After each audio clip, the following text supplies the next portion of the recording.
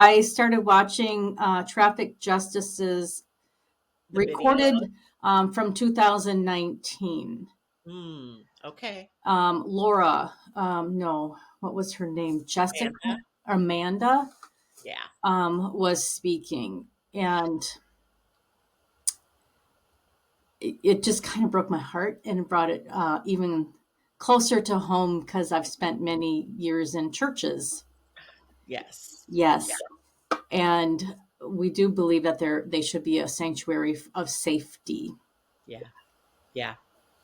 She worked for us for a time as an advocate, and I actually was friends with her when she began to recognize as an Mm, adult that she had experienced these things, mm, probably 11 or 12 years ago, and maybe a little less than that now, 10. And she, when I met her, was coming because she wanted to learn about trafficking and do something about it, sure. and it did not recognize it in her own story, which we find so often. Yeah. Um, nobody used the words trafficking, even today. Like if you go into airports or something and you see, they'll now have like a list of questions, like are you in control of your own travel documents, things Yeah. like that, because Yeah. they don't recognize the language of trafficking, right? So Yeah. she's had an amazing journey and is a walking miracle, but now living out of the state. So, Yeah. The healing power that God and, those existential realities that we hope exist, but then leaning into them mhm. um, do provide change Yeah. and love and peace and kindness. But it was just very impactful. A few years ago, I was part of a group in Rochester, and we thought that we might be working on exposing sex trafficking. The Super Bowl was coming to That, Minnesota, the Vikings. And we realized from talking with professionals, if you will, that work in preventing sex trafficking, that football games are a high traffic occurrence, as well as ice fishing in Minnesota, deer hunting. and fishing opener, all the things that seem so innocuous, right? So, yeah. Yeah. And this is an American Legion, Department of Minnesota hosted podcast. And Hmm. in 2021, the American Legion as a whole took a stand and stated that they will support any organization wholeheartedly, if you will, that is involved in preventing human trafficking, of which sex trafficking is a part of. And so, as my role, the podcast as the host, I feel that it's important that we bring these things out into the light. Yeah, for And sure. so, I'm very thankful that you get to be on the podcast and you're willing to be on the podcast. I thought that I could just turn the microphone over to you and you can give us a little bit more because you represent Trafficking Justice, Mhm. traffingjustice.org, and we'll drop that site into the description. Can you tell us a little bit about how Trafficking Justice got started? Trafficking Justice started as a response to a group of volunteers and staff from Hosanna Church in Lakeville, Hmm. Minnesota. They had gone overseas to Cambodia to do a trip that helped a mission organization there that was fighting human trafficking and sex trafficking of children, particularly. They came home to the United States and wanted to kind of share with their congregation the problem of sex trafficking today. Hmm. And as that group of volunteers started thinking about things, they realized, oh, it's not just over there; it's also Right. right here. Yeah. And so they formed a committee that just opened its doors to anyone who was interested in learning more and fighting this evil. And Yeah. I was part of the volunteer team back then when they started, maybe 11 years ago or so. Mm-hmm. And they launched us as a 501c3 following that as we kind of grew to be more people outside of Hosanna than Yeah. within. And we have been on that journey as traffickingjustice.com ever since. And if you go to the website Trafficking Justice, there is an upload of a conference where you can hear more about how sex trafficking can be involved in a church. Yes, yes, sadly. Spiritual abuse, we know, happens within church Yeah, contexts, fortunately. yeah. But we have a former staff member, particularly Amanda, whose story is very compelling and powerful. She grew up in a church home on the East Coast, and it was a high control environment within that church. And she experienced sexual abuse within her childhood, and then forwarding into a high school ministry that she was part of, and also attending a Christian school, right? Um, she ended up being exploited and trafficked by one of the youth workers who was there in that church. And it's such a violation against our humanity when things like that happen and that kind of trust is broken. Mhm. But by God's grace, Amanda is a living, walking miracle who Yeah, still has found refuge in a right sized relationship or picture of who God is. yeah, And God has rescued her. We can't rescue anybody, but God yeah. is in the miracle working business. So yes, it's a powerful testimony that's available on our Mhm. website. And Mhm. thanks.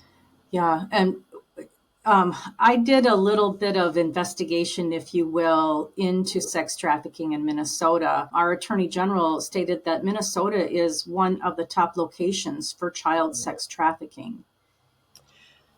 Yes, and I would, And and yes, um, sadly, it's everywhere. The yeah, prevalence of child sex trafficking is all across the United States. And I think we have numbers that come up high sometimes in those studies hmm, because we have major thoroughfares hmm, we have the interstate that goes basically from Canada down to Mexico and all yeah, from the east to the west coast.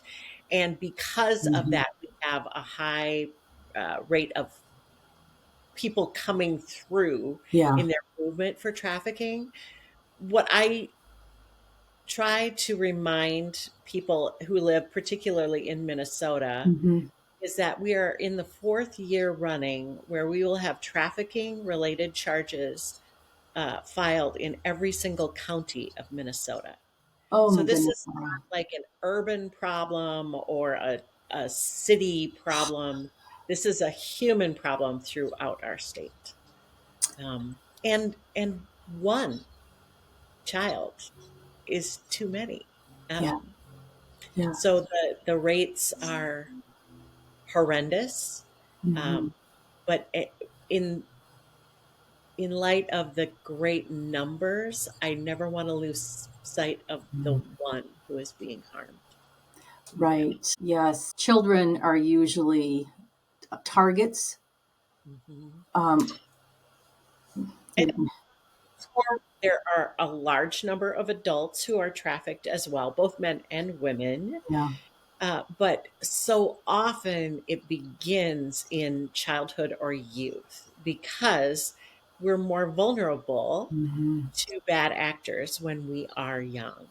yeah, And bad actors will prey on vulnerabilities. So if mm, a child has um, a parent who is absent or traveling a great deal, yeah, a child who's gone through the stress of divorce and doesn't have a protective factor, perhaps hmm, in the home, um, untreated mental illnesses on the part of the caregivers, or addiction issues taking yeah, place within the home.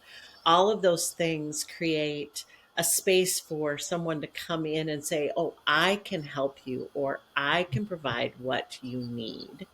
And then they begin this grooming process, we call it, Yeah. of coming alongside and often love bombing that child, right? Hmm. Having their savior in their mind, if you Yeah. will, like, I can help you, I can take you away from this, I can, Hmm. uh, protect you. But Yeah. then they end up turning on that child or that teen or that young adult Yeah. and saying, now you owe me, and then Hmm. exploiting them sexually. So yeah. Right. And then preying on that guilt or that shame, these human emotions and human nature, and then exploiting it. And Yes. we all have a desire for safety, Hmm.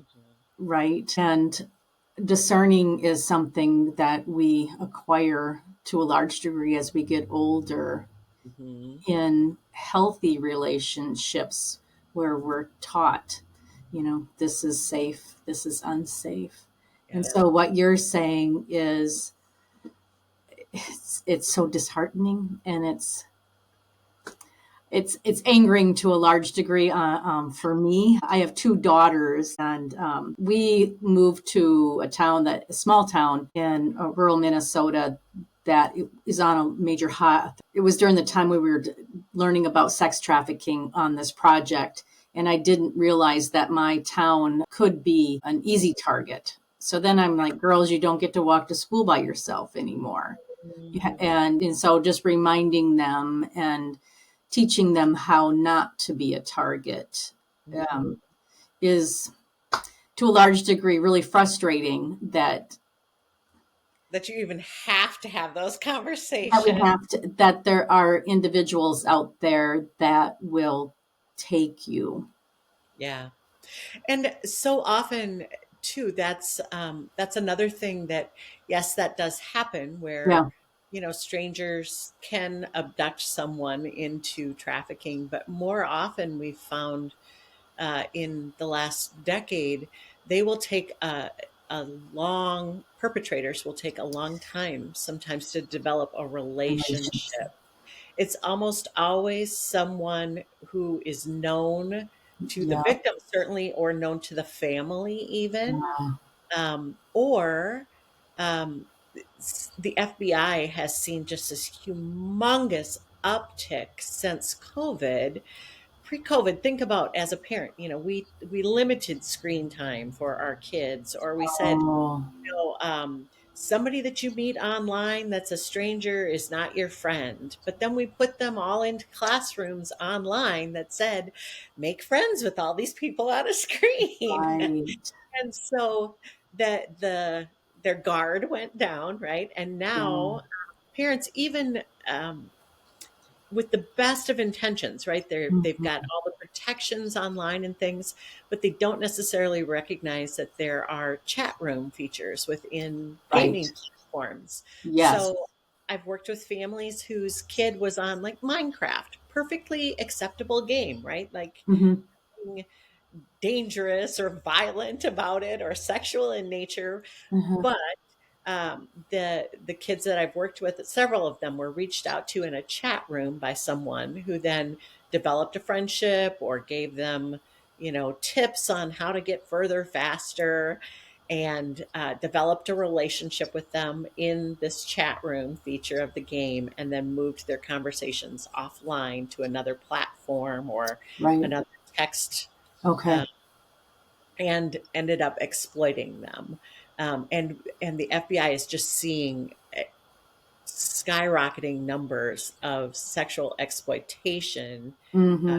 so sex trafficking falls under the larger umbrella, if you will, of sexual exploitation. So Okay. where sex trafficking, I am controlling an individual and selling them to another person, a third party, if you will, Oh, for goods or services. With exploitation, that third party doesn't need to be in existence. So, for example, you and I uh-huh. are online and develop this friendship, and I convince you to send me risque pictures for whatever age you are, right? Okay. Maybe I share something with you, so then you feel compelled to share something with me. Hmm. This has become very normalized for our youth. Middle schoolers, it's rampant. Okay. But then they might reach out and say, okay, I've got this picture. I'm going to send this to your grandma or post this on your mom's Facebook page if you don't Oh. send me more. And threats begin to come into the picture. Oh. Or they might demand money, or they might Okay. demand, names of friends that they could Hmm. contact. So that this kid is stuck. If Right. we've never had conversations with our kid about what to do with people online, Hmm. they feel stuck and they feel shame, and Shame. they don't feel safe to, like, I'm Yeah. going to embarrass my parents are going to kill me, all the things that go through a kid's head, right? So they Hmm. feel stuck, and the numbers are just atrocious. Yeah. So it's changed, in the normalization or the coarsening of our culture, Hmm. particularly with pornography being so Yeah. prevalent. It becomes not such a leap for kids to actually engage in these risky online behaviors that can get them in trouble. Yeah. There's so many places we could jump off into: movies, entertainment, Hmm. what is available at a PG-13 level, at a PG level, at a R level for the sake of art. Yeah. And then what that does indoctrinate us with as far as normalcy or not normalcy. There's so many ways to look at this. And then, so I get a little overwhelmed and just thinking about, how do we as a culture and as a nation and as human beings Hmm. begin to make a dent in this. When we did our study back, it was 2017. One of the statistics that we unearthed was that human trafficking might be the largest commodity that is Hmm. traded around the world. Yeah. It surpassed coffee. Yep, it surpassed coffee. It also surpassed the arms trade. The only thing that's ahead of human trafficking still is drug trafficking. So human trafficking and sex trafficking has surpassed the illegal arms trade around the globe, according to the UN. So those So three are the top those traded three top. Yeah. commodities, and one of them is a human being. Yes. And we say human being, right? Yeah, And I think that's right. I, particularly coming from a Christian standpoint, I believe that every human is created in mhm, the image of God. So we right. bear the image of God. And I cannot do these horrific things that enslave another human being if I am seeing them as a human. I have to dehumanize them somehow Right.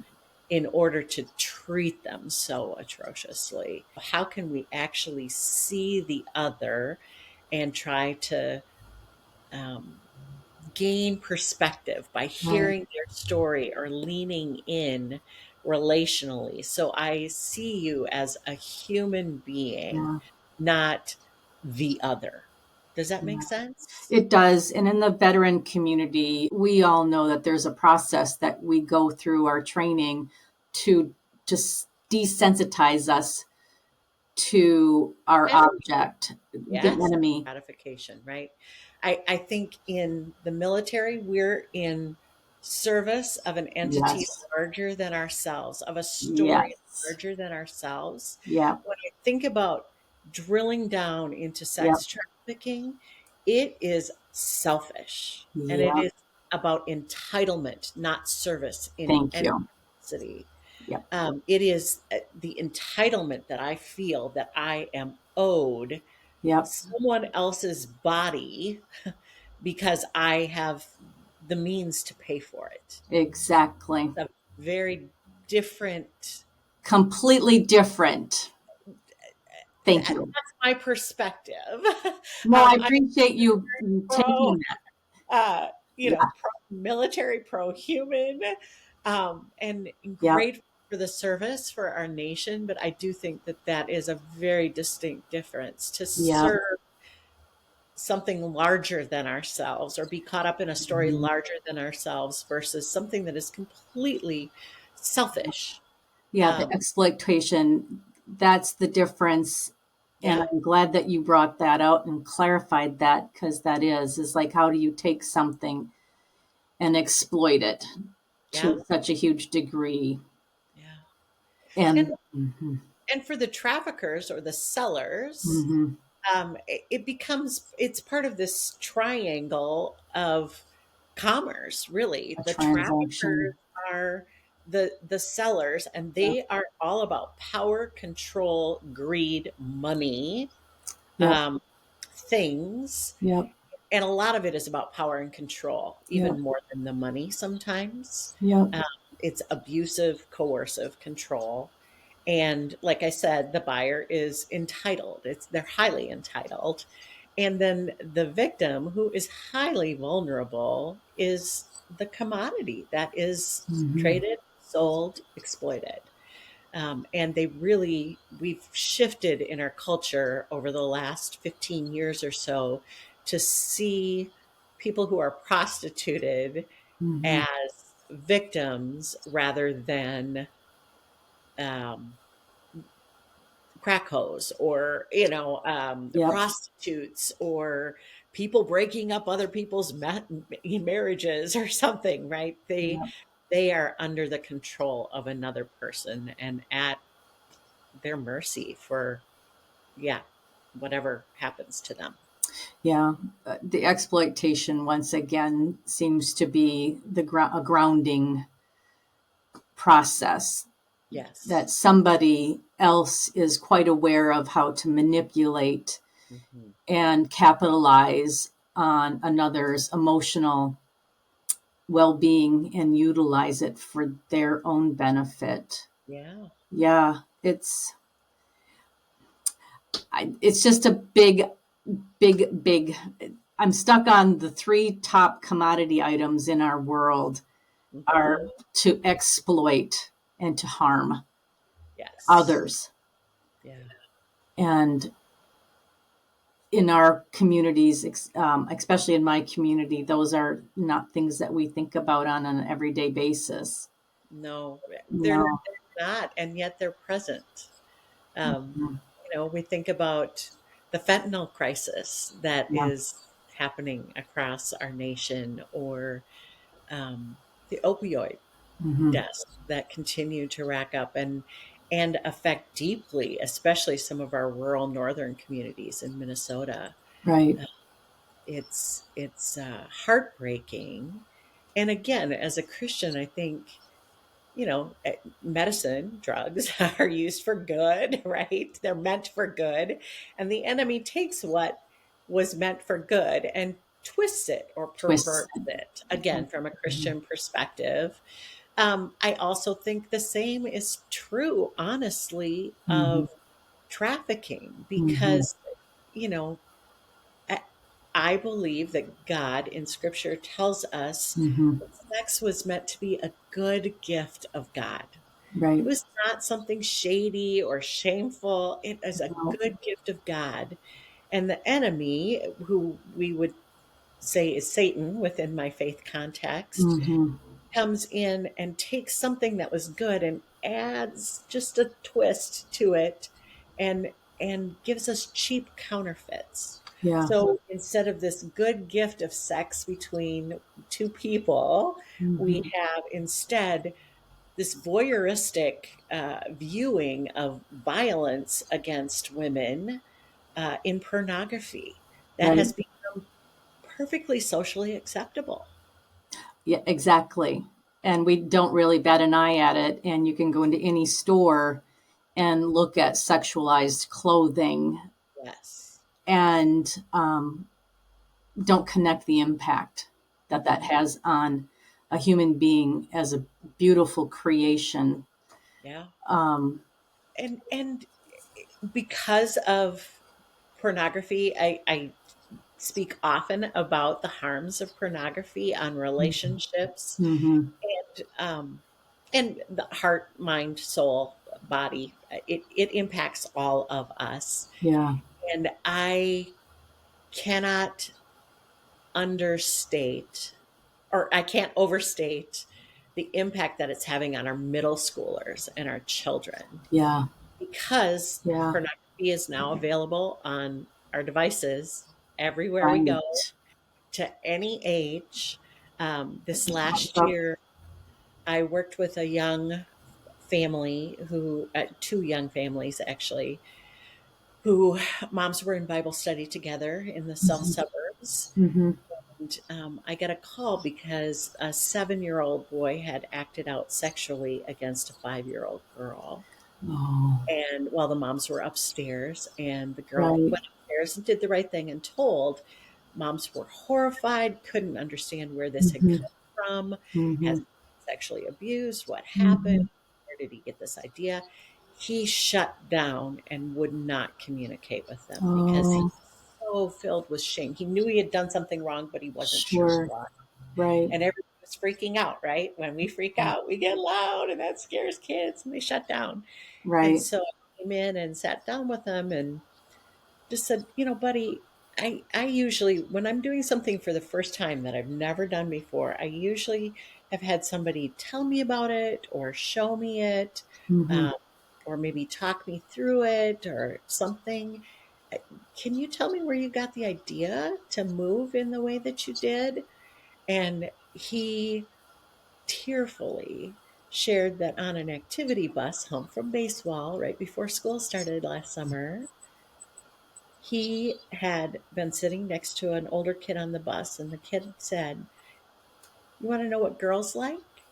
And he pulled Oh, out his phone and he showed him pornography on the phone. oh, So, fast forward a few weeks later, this little boy, right, sweet, sweet kid, right.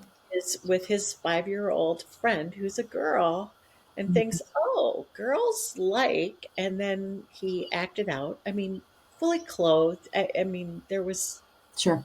no evil intent on the part of Right. this child, is what I want to emphasize. And yet he knew within Mhm. himself, because of everybody's reaction, that he had done something wrong. Right. And no 7-year-old kid knows how to process those No, moving, sound filled, violent images that are no. contained in pornography. Yep.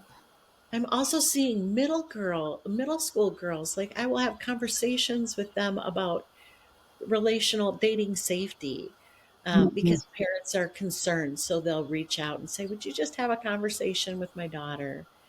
And um, I will. I used to ask, do you feel safe, or Mhm. are you safe in this relationship?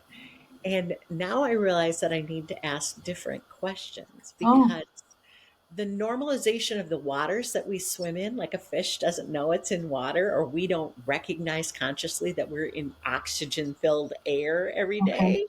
Uh-huh. I'll now ask things like, so tell me, um, has he ever tried to choke you out? Oh, yeah. I'm like, do you feel safe when that happens?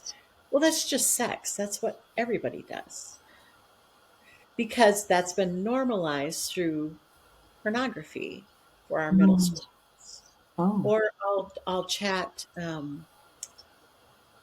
with them about things like, I've Mm. spoken with seventh grade girls who have had um, they've never yet had their first kiss. Mm. They've been asked to, I don't know how blunt I can be on this, Right. asked to um, perform Perform. oral sex on Mhm. their boyfriend. And that's so upside down to me. Think about the innocence that we're supposed to carry around our sexuality in Mhm. middle school. Mhm. And to be robbed of that, like that thrill of a first kiss, like how sweet, Sure. you know? Sure. And and to instead have serviced another human being for their gratification or pleasure, Right. that's a form. I mean, I don't want to overstate this, but that's Satan, like, giving them this false script of what intimacy should be. Right. It loses the mystery and the joy and the exploration of our emotions, right? We just get Yeah. pulled into these paths that we shouldn't have our kids pulled down. Yeah, and I think all humans have this within us, have like a compass of what purity looks and feels like. Yeah. And then when it veers off into something impure, we really look around to see what others for validation and for verification piece. Um, and really, the role of adult to me is tantamount Mm, to modeling mhm. and to protecting Yeah. innocence. And that modeling and protecting, and I think in our current culture, like, I recommend, Mm. there's a book, there's two versions for younger and older Uh-huh. kids, Good Pictures, Bad Pictures. And Oh. I often will buy them when I'm having, like, if there's a baby shower or something, I'll throw that book in just to have on the bookshelf and pull Oh. out. And we begin conversations with our kids earlier. Earlier is better in a digital age. Like, who do you talk to, or how do you come to tell a parent if you see a picture that makes your tummy feel funny, right? Like, Oh. so even from very young age, I don't need to be graphic with a child, Right. but I need to begin helping them develop those language hooks so that they have uh, the internal resources to come forward if someone tries to Mm. approach them inappropriately or shows them something inappropriate. And then I can, because we can deal with what we know Mhm. as parents, we can't deal with what is being kept secret. Right. So that's actually another good tip, if I could, for Yes, please. families. Um, Yeah. I have adopted and I wish I would have done this. We have 3 adult daughters. I wish I would have Uh-huh. known this when they were little. But, we talk about, if a child is asked by another adult or another kid to keep a secret, that's not a good thing. Yep. So secret versus surprises. Like, surprises might be dad's coming home from a tour or mom's coming Mhm. home from a tour and we're going to throw a surprise party. Well, it's a surprise because we can't talk about it now, but Oh, we know that they're going to know about it because we're going to surprise right. them, right? Right. Different than we have to keep this a Secret. secret. Nobody can ever know. This is just you and me. Um, eh, there's a subtle difference there, but I The think that's twist is so subtle. It's just a helpful little bit. thing. Yep. Oh, sure. I Yes. And teaching kids early on to trust that intuition of the good and Yes. what that looks like. Mm. And even small things, I've done some training on child sexual abuse prevention as Hmm. well as trafficking prevention Hmm. because they're so closely linked. Yeah. Often people who were sexually abused as children have had their boundaries violated in such a Hmm. way that they're more vulnerable to Right. being Yeah. exploited. And with even with kids, and this might sound, different families, different rules. We always said that to Hmm. our kids. Hmm. But so this might sound like a bridge too far for some parents, but Hmm. I think even allowing our kids to develop their gut instinct, like you Right. said, their spidey Yeah, the sense, spidey um, senses. instead of saying, okay, we're leaving, kids, give everybody a hug, there might be somebody that kind of doesn't feel right to them. Yeah. So I don't want to force my kid to hug smelly old Aunt Gertrude if they're uncomfortable Right. with that, or creepy Uncle Nick. Um, so a better way is do you want to give Uncle Nick a hug, or say goodbye, or and teach the kids they can lead with a fist bump or a high five if they don't Mhm. feel okay with kind of being held tight by Held people. tight. Yeah. Yeah. Sex trafficking is not a topic we want to talk about. Mhm. And I'm thankful that traffickingjustice.org is part of the movement and the activity to prevent it and make us aware. Because this is an ugly, ugly reality. It's Yeah. so ugly. And what do we do? And if probably a lot of us are immobilized, we're overwhelmed with what to do. Are there others that are involved besides trafficking justice in this? Absolutely. I just spent the day yesterday up in Mhm. Wake Park and St. Cloud, Minnesota, with Okay. an organization called Terebinth Refuge. Okay. And they have emergency shelter and a safe residential home Uh-huh. program for women who are coming out of trafficking. They also Mm. have space in their homes for a child to come with a mom in one of their units. Because often, um, well, I often, sometimes we'll see that having a child is maybe the impetus that actually Mhm. gets the woman the courage to leave their trafficker. Mhm. And Terebinth does amazing work in our state. We partner regularly with CAST, which is Citizens Against Sex Trafficking in the East Metro. They also do a lot of prevention and awareness classes, getting people just aware of what's going on, like we do, and Mhm. engaged in the fight. I would I would say I'm also working with an organization in the South Metro of the Twin Cities here in Minnesota called House of Hope, and they are hoping to build and open a new home for women who have survived sex trafficking. So there are lots of organizations. We have the Safe Harbor organizations. So we Mhm. have the state broken up into regions, and the Uh-huh. state has funded a regional navigator. So there's always someone in whatever part of the state that you're living in that you could reach out to and get connected with services.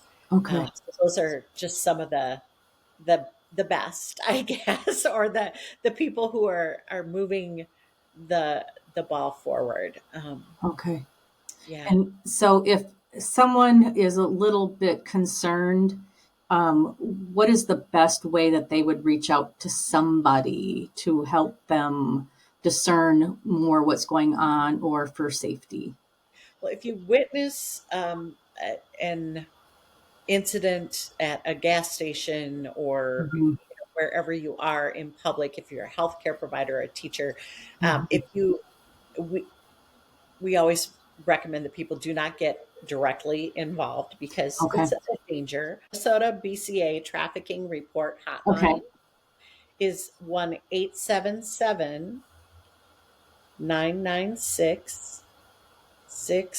1-877-996-6222. You want to say that again, please? Sure.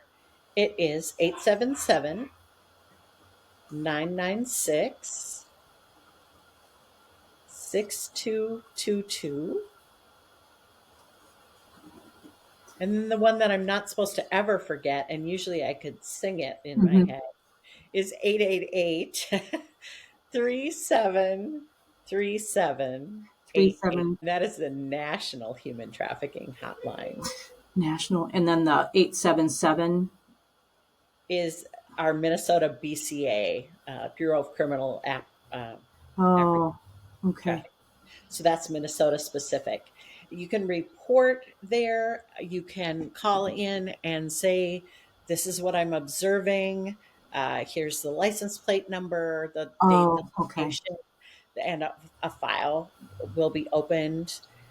Um, like I say, they don't encourage us as law enforcement. They don't encourage us to actually try to pull anybody away, or Mhm. sometimes, like, I've even worked with girls who've gotten beaten because they've talked to someone who was concerned for Yeah. them.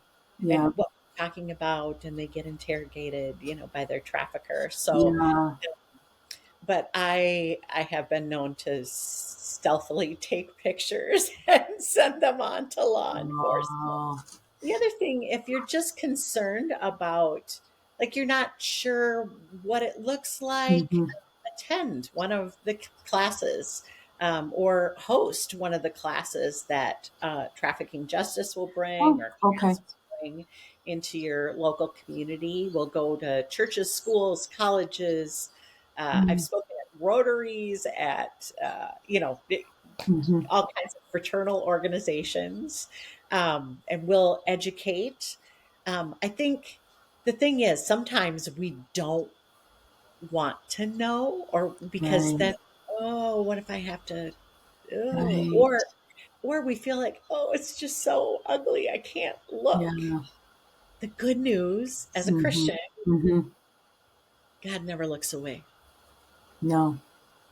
I have spoken with so many clients who are survivors of exploitation, trafficking, Yeah. child sexual abuse, who can look back and point to a time when someone was kind to them, and they felt that that was the touch of God.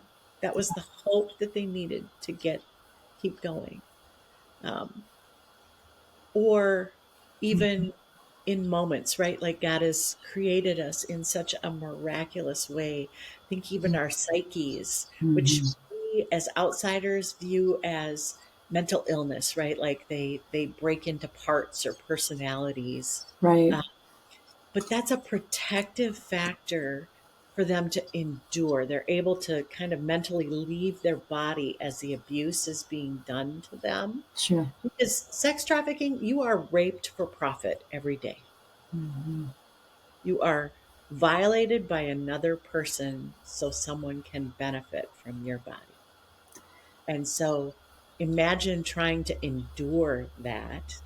My brain has been wired in a way that I can actually physically be present to what's happening in my body, but mentally I can go someplace Sure. else. Um, and then after I've escaped that situation, Hmm. I need people with patience and grace and kindness to come alongside of me supportively until I can kind of reconfigure and rewire Yeah. my brain wiring back together. Yeah. God is miraculous in how He has um, created us that way. I was with a woman yesterday, learning from her, who has she experienced decades of trauma, Hmm. uh, sexual abuse, occult practices Hmm. as a child. And so she came out with all of the mental alphabet soup Oh, sure. letter things, Yeah. right? Yeah. And she now is this amazing force for good in the world. She is fighting this evil. And Hmm. people who come through this are resilient. I Yeah. mean, think about like people who faced combat, right? Like, we sometimes as society here at home can feel like, oh, they're broken or something. But Yep. with supportive wraparound services, with community, there can be healing. And those Hmm. people who have lived through and survived that Hmm. experience, those traumas, are the most resilient. Yeah. They are the strongest. It brings out something beautiful in their protective factors. Yeah. And I see that in trafficking survivors as well. Yeah. Henry Nouwen he's a deceased priest. Do you know Henry Nouwen's writings? Great writer. Yeah. And um, is it The Wounded Healer? Is Yes. the book Oh, um, so good. that opened me up to how human beings can live through a lot of trauma, mental, physical, spiritual abuses when we expose them and not hide them and talk about them. Others can see that, and there's redemption Yeah. in that. And that's what I hear you saying. And I know in the military, coming to the realization of what they did and how it has affected their spiritual and their psyche, in realizing that there's healing, is helpful to know that what you did was asked of you, Yes. in service Yes. to your nation. Um, and you got very close to feeling like what you were doing was exploiting or Mm, harming in a way that was not helpful for you. So again, that twisting of how things that we do can be twisted in a way to not elevate us into our God-given image, right? Which yeah. is a beautiful, powerful human being Yeah. for the And I benefit think, of others, right? yeah. And Yeah. I think we as humans created in God's image, we look for the hope of a better future, right? Always. So I would say that I right now working with anti-trafficking, Mm. uh, anti-exploitation, or you working within the military sphere of Hmm. service, um, we recognize that the world is a broken place. Right. We, as Christians, would say that we are here to bring parts of the kingdom of God's goodness to this world right now. Mm. And we live in the hope that while everything will not be fixed in my lifetime, we know that ultimately there is a day that we can look forward to where everything will be restored and Yeah. everything will be good. So you and I get to be part of bringing kingdom light, little pockets of Mm. hope here and now, as just a little glimmer of what is yet to come in the Yeah. perfection. Yeah. Thank you for your work with trafficking justice. I was so elated to see church Mm, working for the benefit and the goodness of humans in mhm. such a dark world, and to be able to shine the light in Yeah, that I hope. exploitation Yes. violation is not helpful and is not good. It's In no evil. way. Yeah, in no way. Right. It's Yeah. it's yeah, we get our loves out of order. We Hmm. rightly order our loves for God Right. and people, right? Um, Mm. yeah, and when we get things upside down, like it's all about me, that allows parts of me to either exploit another person, Hmm. or for my own comfort, I can look away and not have to deal with your trauma. Whereas if I really want to reflect God's image to the world, if you're hurting, I want to lean into your story. I want Hmm. to learn about it. I want to support you or Yeah. point you toward the hope of a better day. And Yeah. that's what trafficking justice would like to do. Thank you. So, Yeah. uniquely, I think in all of the state, one of the gaps that we saw was Uh-huh. that there are very few places for parents or uh, Oh. friends to come and have Hmm. support services for themselves. Okay. So, if a parent wakes up and finds out that their kid has an OnlyFans account and sees nothing wrong with it, that they're selling themselves online, and the parents are kind of freaking out and saying, "We didn't Hmm. raise you this way." Often find myself saying to parents, I understand that you are fearful for Hmm. your daughter or your son and what they've gotten themselves wrapped up in. But right now, as they are hearing you express your fear and your concern, they're hearing it as anger. So, Yes. how can we figure out what you can say to make or how you can say it to make your love be louder than your fear? And how to maintain relationship Mm-hmm. even though you are diametrically opposed to what they may be voluntarily Right. participating in, right? Yeah. Unhealthy relationships or Yeah. dangerous relationships and Yeah. activities. And so maintaining that relationship with our children or our grandchild, um, allowing us to be a safe place for them to say anything to us and we let it land without freaking out Yeah. immediately. So I find myself in those spaces kind of as a translator, how about between kid or grandkid and parent or sibling or grandparent. So that's kind of what we do uniquely, other than educating in any space that will have us talk. Um, Yeah. yeah, and I say often to friends who check in on me, like it's the hardest part of my day and the best part of my day every There's a day. lot of trust in there. How do you let your love be heard louder than your fear? Hmm. That's full of wisdom. And I don't know if there's any human being hearing that would not want that to be a part of their existence. And so to be able to reach into the depravity of such an evil activity and to rescue and redeem the beauty of a human being from that requires love. Always muddy, Same thing mucky. I said in the Yes, military. Healing is not, I mean, sometimes there's a miracle and things are instantaneous, but right?